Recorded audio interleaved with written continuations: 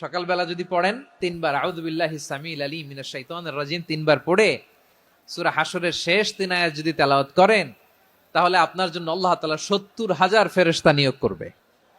সারা দিন তারা আপনার জন্য মাগফিরাতের দোয়া করবে।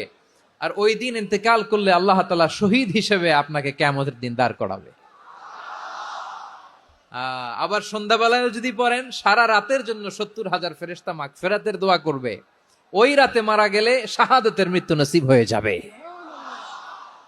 আযকারুস সাবাহি ওয়াল মাসা, সকাল সন্ধ্যার যে জিকির, এই জিকিরের অন্তর্ভুক্ত করে নেবেন এই ওয়াজিফাটা।